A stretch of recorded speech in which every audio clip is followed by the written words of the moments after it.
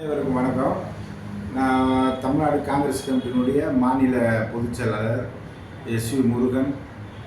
மதுரை மாநகராட்சியினுடைய மாமன்ற உறுப்பினர் 81வது வார்டு மாமன்ற கொறடாவாக இருக்கேன்.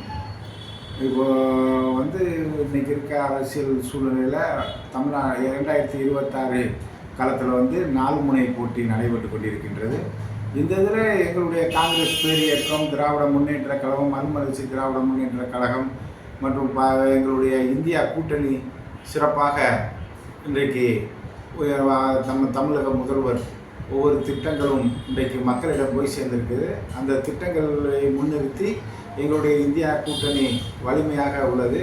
எங்களுடைய பாராளுமன்ற எதிர்க்கட்சி தலைவர் எங்களுடைய தலைவர் ராகுல் காந்தி அவர்களுடைய போராட்ட குணமும் எங்களுடைய காங்கிரஸ் பேரியக்கம் மிகப்பெரிய ஒரு எழுச்சியோடு இன்றைக்கு நம்முடைய இந்தியா கூட்டணி 234 தொகுதியிலும் அனைவரும் இந்தியா கூட்டணியில் ஜெயிக்க வேண்டும் என்பதற்காக காங்கிரஸ் பேரியக்கம் இன்றைக்கி அரும்பாடுபட்டு உழைக்கும்.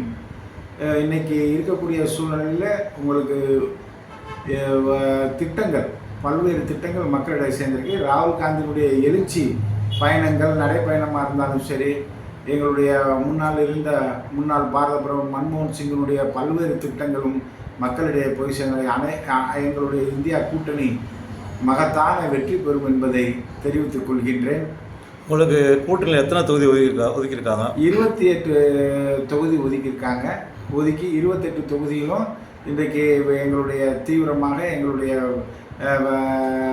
கட்சியினுடைய தலைவர்கள் 28 வேட்பாளர்களை வெகு விரைவில் அறிவித்து கட்சியினுடைய பலத்தை நிரூபிக்கின்ற வகையில் அனைவரும் சிறப்பாக செயல்படக்கூடிய உழைக்கக்கூடிய காங்கிரஸ் பேரியக்கத்தினுடைய உழைக்கக்கூடிய தலைவர்களை சட்டமன்றத்துக்கு அனுப்பக்கூடிய வகையில் இன்றைக்கு இருக்கின்ற தலைவர்கள் அனைவரும் சேர்ந்து தேர்ந்தெடுப்பார்கள் என்பதை நம்பிக்கையோடு தெரிவித்துக் கொள்கின்றேன். இன்றைக்கி உள்ள சூழல தேர்தலை எப்படி எதிர்பார்க்குறீங்க? போட்டி எப்படி இருக்குது? இன்றைக்குள்ள சூழலில் கடுமையான போட்டி தான். திராவிட முன்னேற்ற கழகம் எங்களுடைய இந்தியா கூட்டணியுடைய தலைமையில் ஒரு அணியும், பாரதிய ஜனதா கட்சியினுடைய அதிமுகவுடைய ஒரு தேசிய ஜன அவங்களுடைய ஒரு அணியும், இன்றைக்கி விஜயினுடைய தலைமையில் ஒரு அணியும், நம்மளுடைய சீமானுடைய கட்சியுடன் 4 முனை போட்டியாக இன்றைக்கு வலம் வந்து கொண்டிருக்கின்றது. அதுபோக ராமதாஸ், சசிகலா இந்த மாதிரி ஒரு அணிகளும் உருவாக்கி பலதரப்பட்ட அணிகளாக இருக்கின்றது. இந்த வகையில் இன்றைக்கு இருக்கக்கூடிய எந்த அணிகள் எத்தனை வந்தாலும் திராவிட முன்னேற்ற கழகத்தினுடைய நம்மளுடைய காங்கிரஸ் பேரியக்கத்தினுடைய இந்தியா கூட்டணியை அதிக தொகுதியில் வெல்லும் என்பதை நம்பிக்கையுடன் தெரிவித்துக் கொள்கின்றேன். வெற்றி கூட்டணியாக அமையும் என்பதை நம்பிக்கையுடன் தெரிவித்துக் கொள்கின்றேன். உங்களோட அரசியல் எத்தனை வருஷமாக இதில் இருக்கீங்க?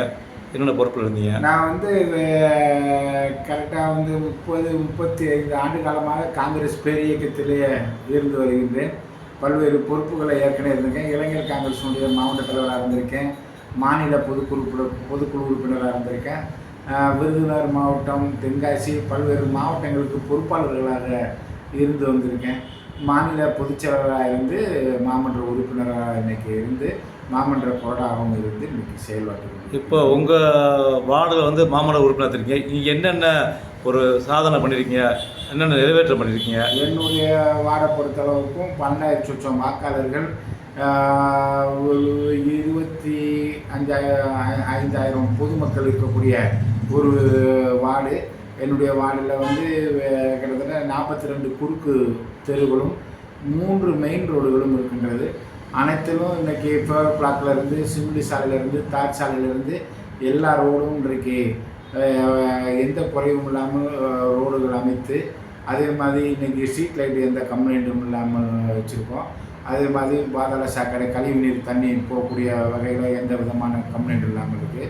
அதே மாதிரி குடி தண்ணீர் இன்றைக்கி பழைய குடி தண்ணீரும் புதிய குடி தண்ணீர் அமிர்த் திட்டம் என்று இது பண்ணி இன்றைக்கி புதிய குடிநீர் தண்ணி, பெரியார் தண்ணியும் இன்றைக்கி மக்களுக்கு சேர்ந்து இருக்குது. அதனால் எங்களுடைய மக்கள் பிரச்சனை எந்த பிரச்சனையும் இல்லாமல் இன்றைக்கி கரெக்டாக